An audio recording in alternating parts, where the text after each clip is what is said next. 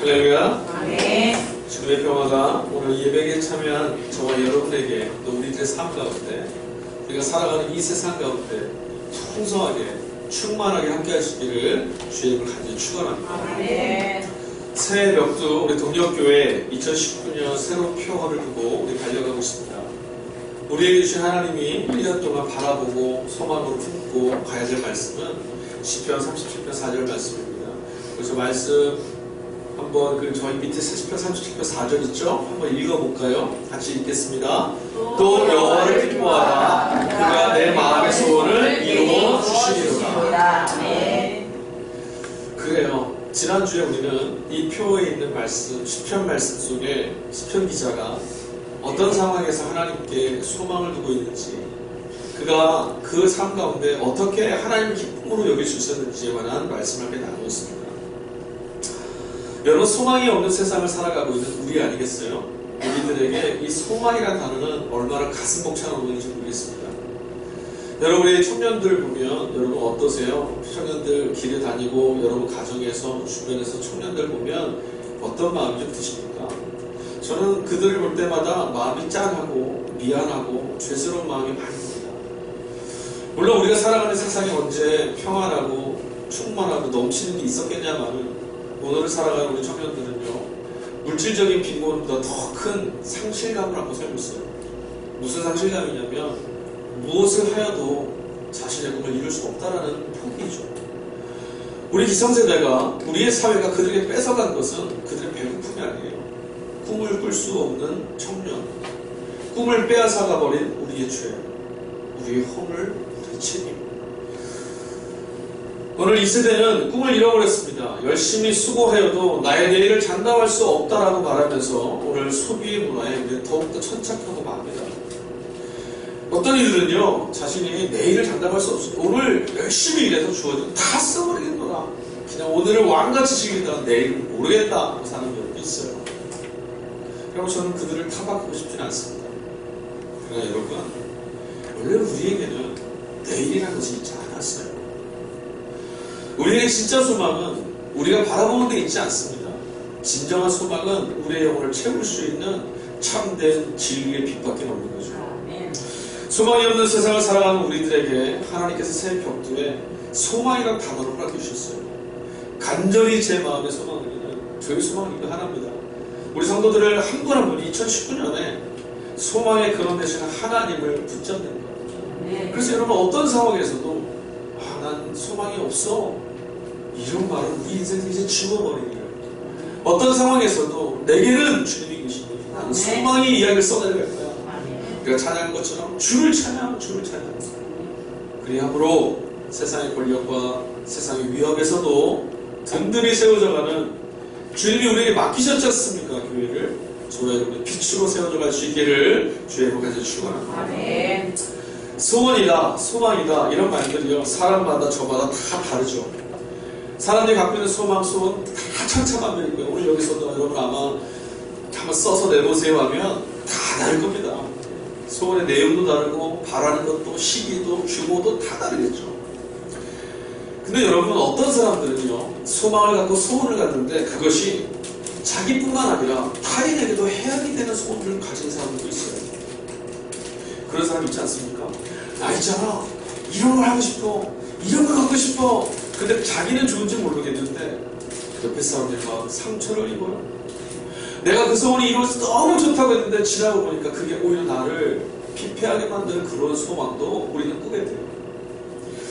꼬마 아이들 이렇게 보면 엄마한테 뭐 하죠? 뭐 달라고 하는 거 많잖아요. 우리 이번 주에 나서 우리 태아같이 이제 꼬마 아이들은 식탁에 딱 올라가면 몸에 좋은 거, 맛있는 거, 영양가 있는 거 손 안 대죠. 그죠? 그리고 뭐에 손을 대요? 달달한 거, 달콤한 거, 살찌는 거, 이 썩는 거. 이런 거 막 찾아요. 막 간절히 원해요. 그것도 막 울부짖잖아요. 엄마한테 매달리고. 근데 결국 그거 먹으면 어떻게 됩니까? 나에게 유익하지 않아요. 소원, 소망, 그 단어보다 더 중요한 건 무엇을 우리의 마음속에 담아내느냐, 그리고 왜 그 소망이, 그 소원이 우리에게 있어야 하느냐, 그 분명한 답을 우리가 갖고 있어야 되는 거죠. 여러분, 소망을 갖고 있다는 것은요, 능력을 갖는 것과 같아요. 왜 그런지 아십니까? 소망이 있는 사람은요, 넘어지지 않아요. 아니, 소망이 있는 사람은 똑같이 넘어졌어도 다시 일어납니다. 소망이 있는 사람은요, 뒤를 돌아보지 않아요. 나의 지나간 그 시간들이 나를 붙들고 늘어지면서 나를 쓰러지게 하여도 다시 일어나 내 앞에 있는 모습을 자꾸자꾸 발견하려고 고개를 들죠. 소망을 가지고 있는 사람과 갖고 있지 않는 사람 지금 딱 보면요, 지금 상황은 똑같아요. 같이 넘어져 있거든요. 근데 여러분, 소망을 가지고 있는 사람은, 그리고 갖지 않은 사람은 시간이 지나고 그 소망을 부둥켜 안고 그 소망을 가슴에 품고 잉태시켜가며 하루하루 지나고 나면 어느 순간 돌아보면 걸어온 길이 다르고요, 살아온 삶의 내용이 다르고 인생에 대한 그 농밀함이 달라요. 참으로 가벼운 인생을 사는 사람이 있는가 하면 자신의 인생 짧은 한 삶이라도 의미 있고 가치 있는 삶으로 담아내는 사람들이 있어요. 여러분, 우리는 왜 이곳에 서 있어야 하는지, 무엇을 향해 가야 하는지에 대한 소망을 가슴에 품어야 합니다. 그래야만 오늘 우리의 흔들리는 걸음을 지켜내어 소망이 이끌어가는 대로 바르게 갈 수가 있어요. 소원, 그리고 소망. 여러분, 어떤 소망을 가지고 계십니까? 한 해를 열어가시면서 여러분 마음속에 소망을, 소원을 담아놓으셨습니까? 하나님이 여러분에게 주신 소망도 발견하셨습니까? 한 해 동안 무엇을 향해서 가슴에 품고 주 앞에 서야 하는지 그 제목을 찾아내셨습니까? 우리가 지난주에는 우리에게 주신 소망에 대해서 이야기했어요. 근데 오늘 저는 다른 차원의 이 소망을 얘기하게 돼요.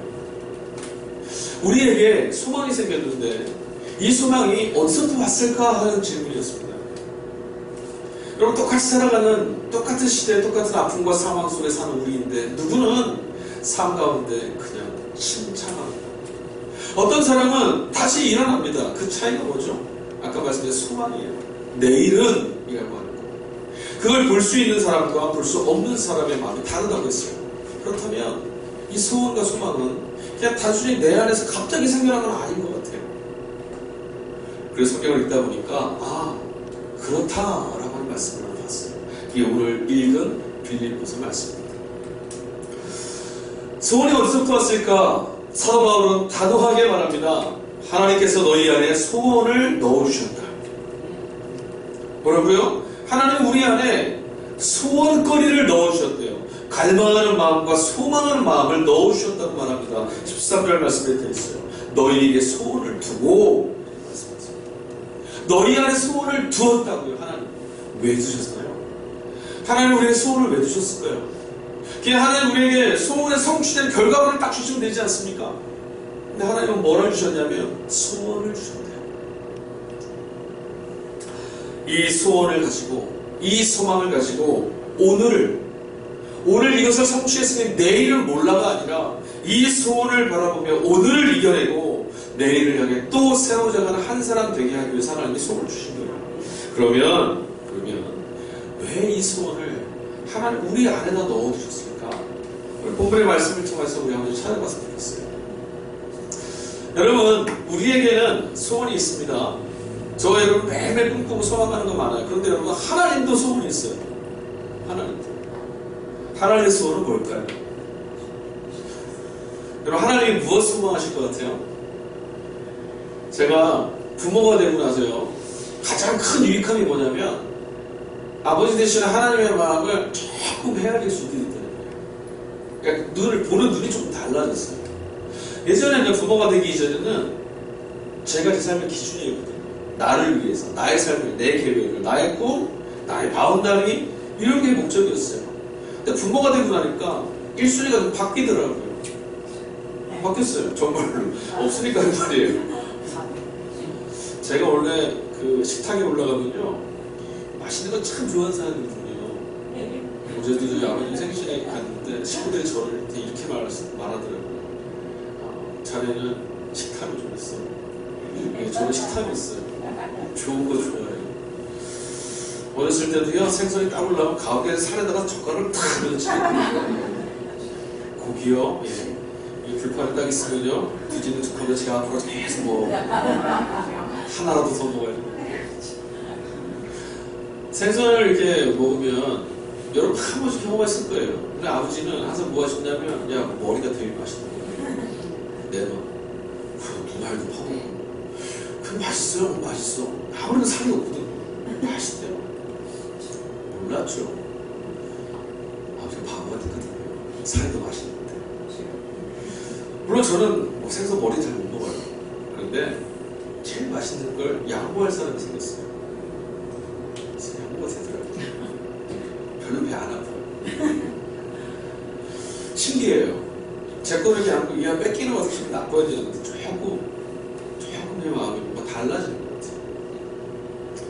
부모들이 가지고 있는 소망이 뭘까요? 아마도 부모들의 소망은 다른 거 아닐 거예요. 집 한 칸 늘리는 것, 돈을 좀 많이 버는 것, 명예를 얻는 것. 그거 왜 하려고 하냐고 물어보면 부모들은 다 한결같이 한마디 할 거예요. 우리 아이들 잘 되라고. 제가 예전에 미얀마라는 곳에 단기 선교 갔어요. 정말 못 사는 곳입니다. 정말 못 살아요. 우리나라로 하면 한 70년대? 그때도 안 되는 것 같은 산골. 나무 몇 개 꽂아놓은 거에다 집석이 올린 집이에요. 그곳에 원주민들이 이렇게 그 교회 나오시는 분들, 또 교회 같이 있는 불안이 있는 분들 이렇게 신방을 만나보면 기도의 제목을 말하면 다 똑같아요. 먼 곳에 타지에 나가 있는 내 아들, 다른 나라에 가서 고생하는 내 딸, 건강하고 잘 이 부모만 그걸 사랑이라고 하죠. 사랑은 내가 기준이 되어서 나에게 유익함을 먼저 따지지 않거든요. 하나님의 소망이 무엇인가? 하나님의 소망은 바로 우리에게 있어요. 저와 여러분에게 하나님의 소망을 갖는 거죠.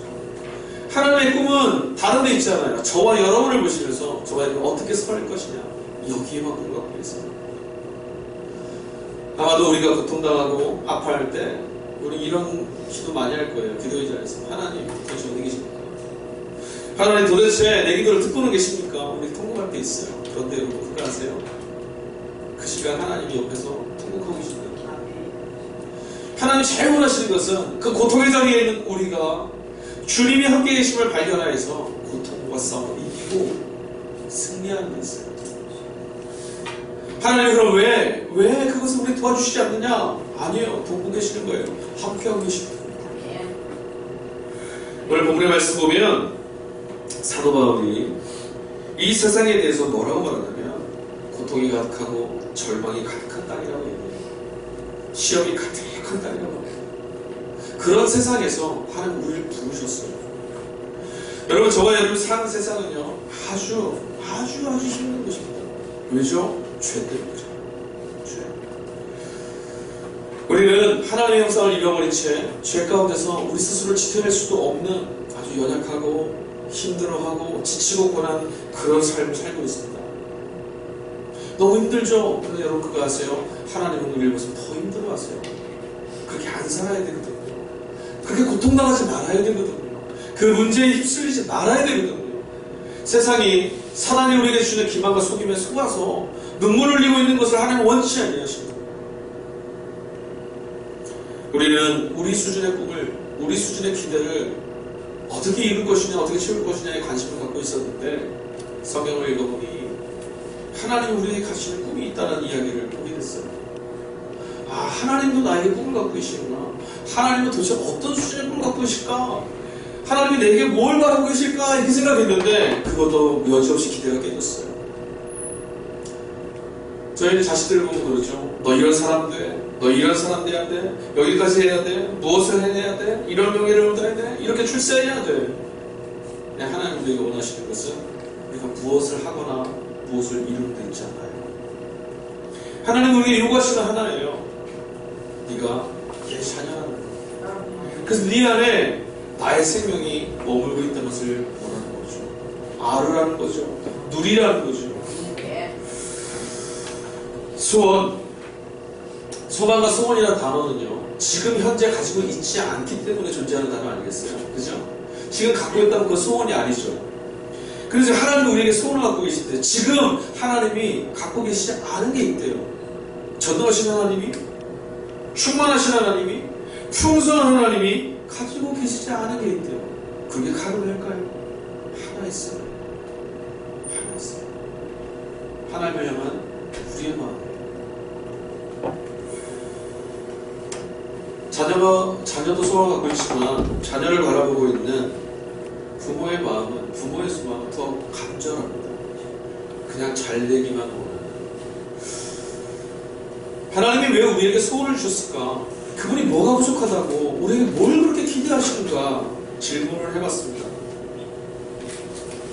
소원이 왜 있어야 되는가를 먼저 질문하게 되는데, 여러분, 소망이 우리에게 있어야 되는 이유는, 소망이 있어야만 우리는 오늘의 자리에서 하나님을 돌아볼 수 있게 돼요.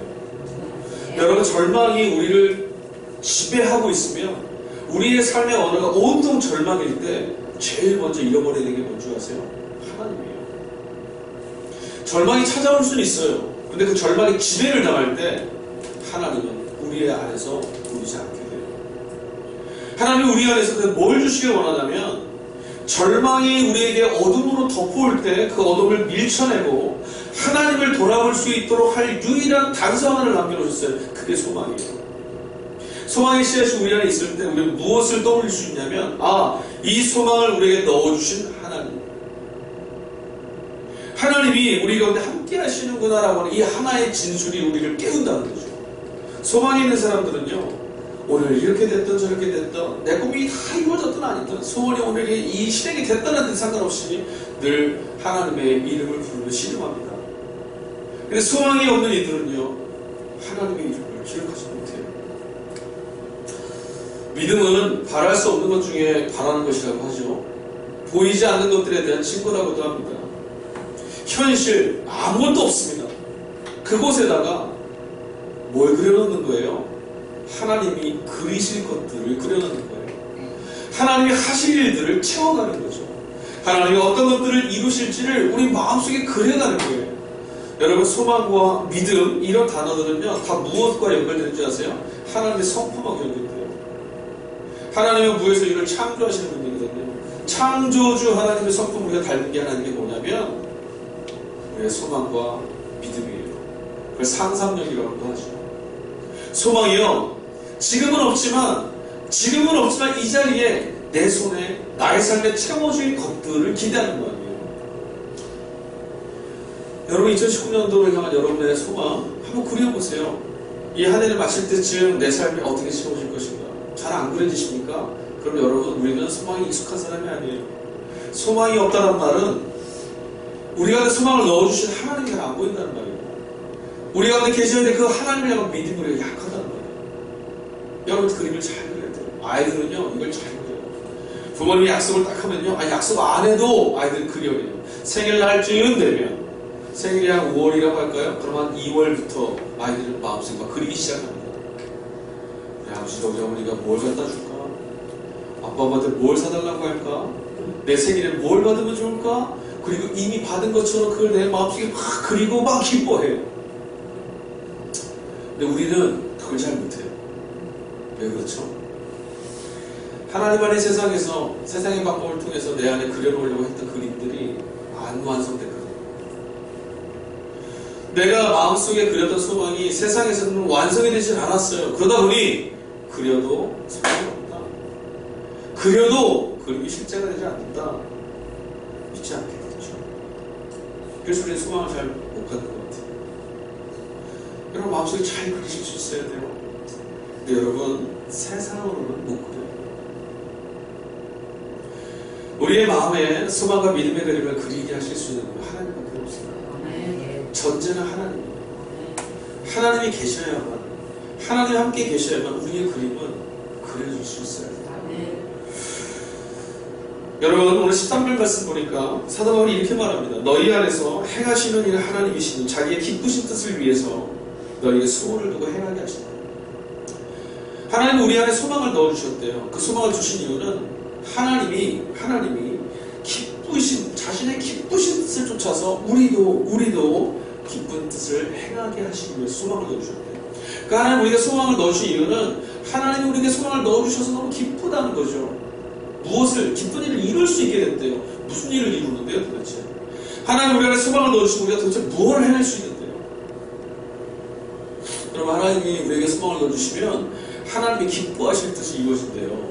그럼 여러분, 아까 질문했던 2019년도 여러분의 꿈과 여러분의 소망 다시 한번 질문해 보십시오.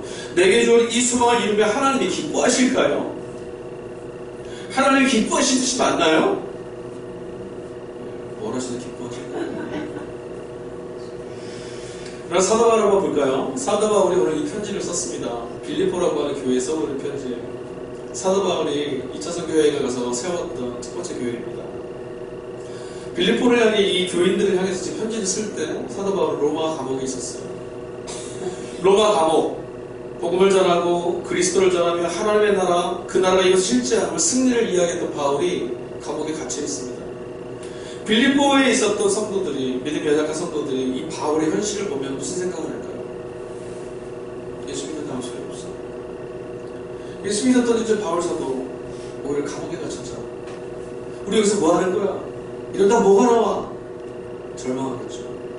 어쩌면 그 성도들의 마음이 무너질 수도 있어요. 어쩌면 그 교회가 흔들릴지도 모르겠습니다. 바울은 부대함의 편지를 썼습니다. 근데 이 빌립보서 안에는 이 빌립보 교회 교우들을 향한 바울의 온 마음이 들어있는데 이 편지 전체는 무엇이 담겨있냐면 기쁨이 담겨있어요. 빌립보서 전체의 주제를 딱 하나 요약하면 이거예요. 기뻐하십시오. 빌립보 교회에 있는 교우 여러분, 기뻐하십시오. 지금 여러분은 좌절하거나 우울하거나 슬퍼할 이유가 없습니다. 기뻐하십시오. 이 말을 할 거예요. 어떻게 이 말을 할 수 있죠? 감옥에 있는데. 어떻게 이렇게 권면할 수 있죠? 억울한데. 어떻게 이렇게 권면할 수가 있냐고요. 내가 바라고 꿈꾸는 일들이 아닌 절망과 좌절이 찾아올 것 같은 이런 암울한 현실이 있는데 어떻게 기뻐하라고 말할 수 있습니까? 바울에게는 다른 것이 하나 있었어요.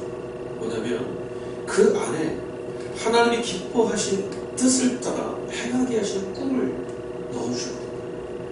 바울의 꿈은 뭐였죠? 하나님이 기뻐하시고자 원했던 그 뜻, 세상 끝까지 자기에게 주어진 대로 복음을 전하는 것, 하나님의 증인으로 서 있는 것, 그거였거든요. 어떤 것을 하느냐, 어떤 것을 이루었느냐가 아니라 내가 주님의 증인으로 지금 서 있느냐, 증인으로 살고 있느냐, 내가 하나님의 자녀이냐, 이것밖에 없었어요. 바울이 어떻게 그렇게 기뻐할 수 있었을까요? 아까도 말씀드렸지만 여러분, 세상은 우리로 하여금 쾌락을 주는 곳이지만 우리에게 평안을 주진 않아요. 쾌락과 행복은 동의어가 아니에요.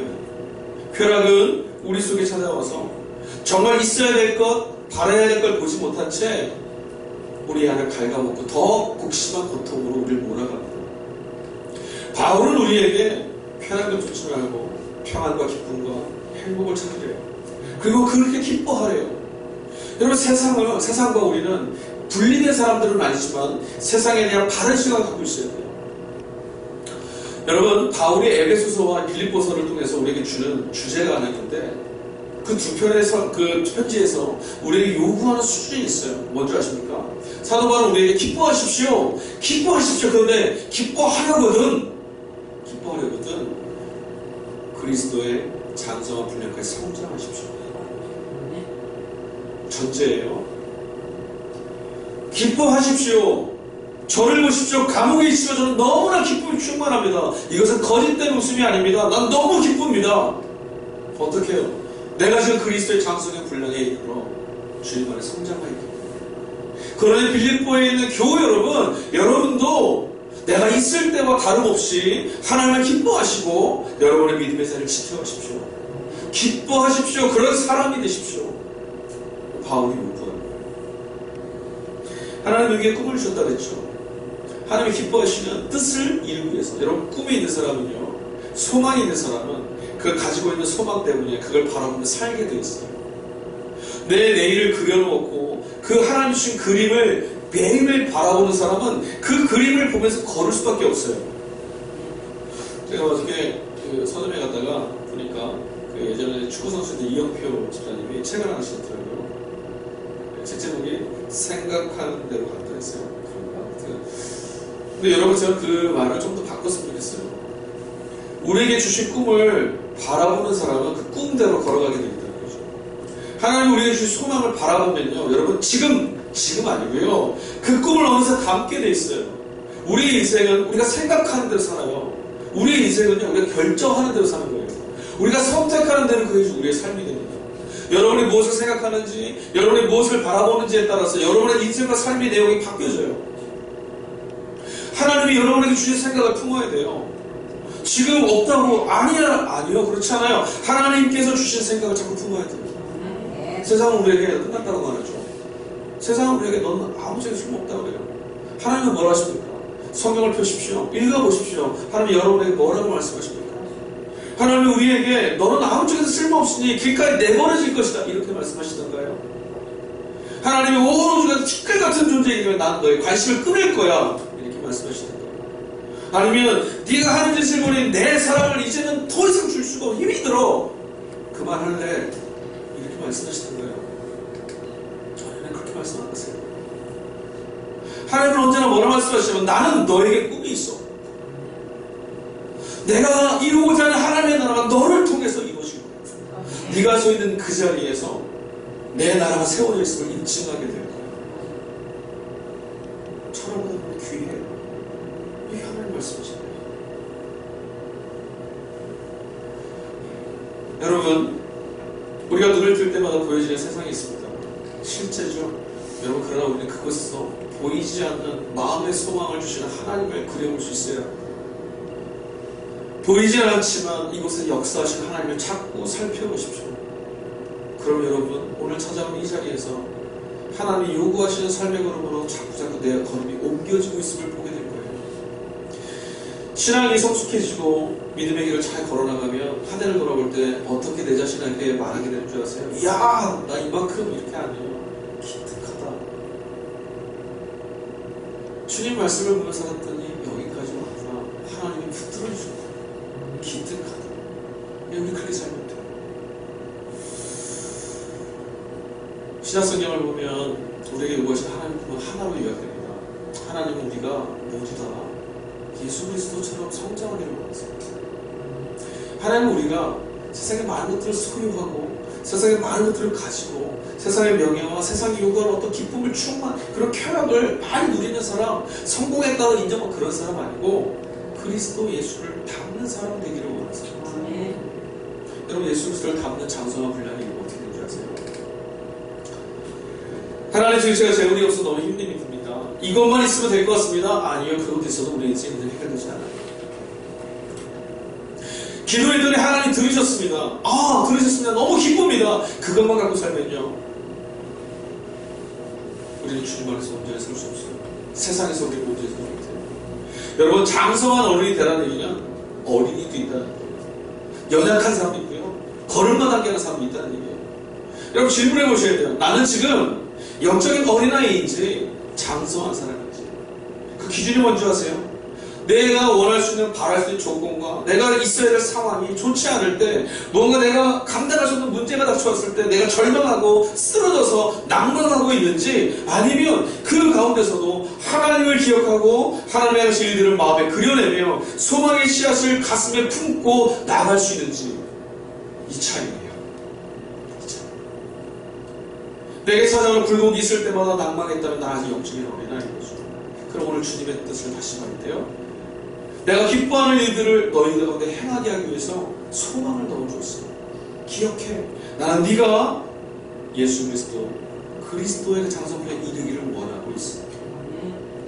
여러분, 우리가 그리스도만큼 성장하면요, 어떤 일들이 벌어질 줄 아십니까? 오늘 우리가 살아오면서 경험했던 모든 우리를 짓누르는 일들이 더 이상 우리에게 감옥이 되지 않아요. 감옥 한복판에 있어도 촬영을 할 수 있어요.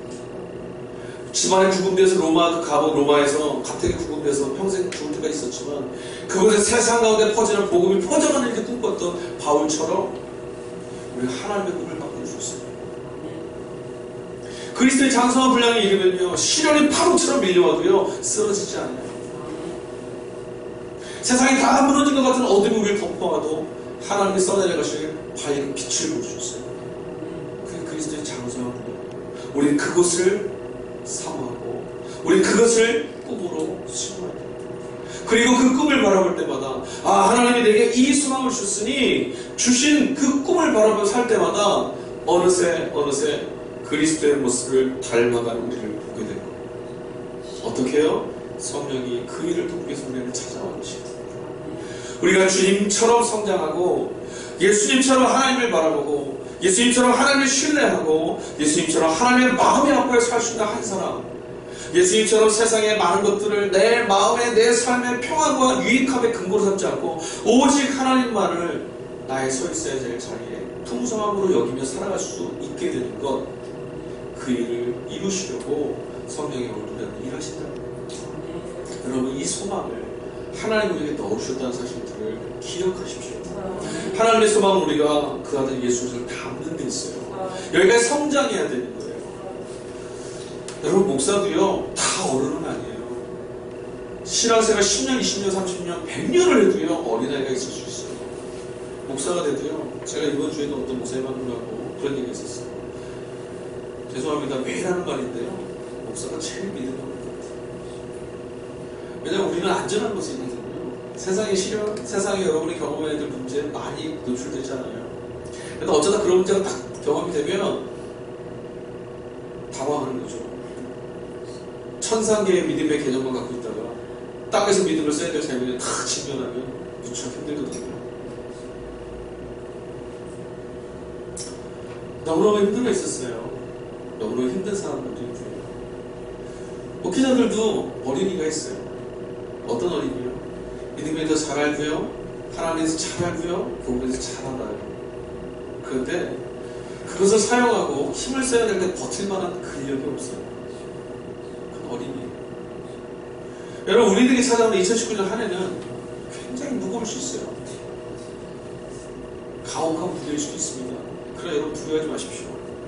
우리는 그리스도 안에서 새로운 피조물이 되었습니다. 하나님 우리 안에서 새로운 당신의 자녀를 빚어가실 거예요. 선한 일을 이루시기 위해서 기쁘게 하시는 뜻을 우리에게 품고 계신 하나님이 그 소원을 이루실 거예요. 어떻게 해요? 그리스도처럼 성장하게 하실 거예요. 그럼 어떻게 돼요? 가혹한 삶의 자리에서도 그리스도처럼 하늘 오롯이 걸어갈 수 있는 하나님의 자녀가 될 수 있는 거죠. 여러분, 간절히 소망합니다. 우리가 하나님 안에서 주신 꿈, 어떤 꿈을 가진지는 저는 모르겠습니다. 그러나 여러분, 선한 꿈을 주신 하나님이 그 꿈 이루실 줄 믿습니다. 그러나 여러분, 하나님이 갖고 계신 꿈도 기억하십시오. 그것이 먼저입니다. 하나님 우리에게 갖고 계신 꿈은 하나입니다. 예수 그리스도를 닮아가는 것, 영적인 어른이 되는 것. 그리해서 세상 가운데서도 절망 가득한 땅에서도 소망의 노래를 부를 수 있는 사람 되는 것, 하나님의 나라가 여기 있다라고 말할 수 있는 사람 되는 것, 사단이 와서 더 이상 넘어뜨릴 수 없는 사람 되는 것, 주님이 주신 생명을 잃어버리지 않는 사람 되는 것, 주님이 주신 기쁨과 평안을 놓치지 않는 사람 되는 것, 그것을 나누고 누릴 수 있는 사람 되는 것, 하나님의 역사가 여기 있다라고 증거할 수 있는 사람 되는 것, 그게 하나님의 뜻이고 하나님의 소망이에요. 우리가 고통 가운데 침잠되지 않고 복음의 이야기를 통해서 살면서 기쁨을 노래할 수 있는 사람, 기뻐하십시오라고 했더니 바울처럼 똑같이 세상을 향해서 기뻐하십시오. 하나님이 당신께 꿈을 갖고 계십니다. 이렇게 말할 수 있는 저와 여러분이 될 수 있기를 주의 이름으로 축원합니다. 주님이 그 일을 이루실 거예요. 주님을 믿으시고 그림을 그려보세요. 내 가슴이 어떻게 예수님처럼? 아니요. 하나님 원하시는 꿈이 거기에요. 예수님처럼 되기를, 그리스도의 장소를 향해 이르기를, 그 일을 이 안에 하나님이 이루어가실 줄 믿습니다. 우리 모두 그리스도를 닮아가는 교회입니다.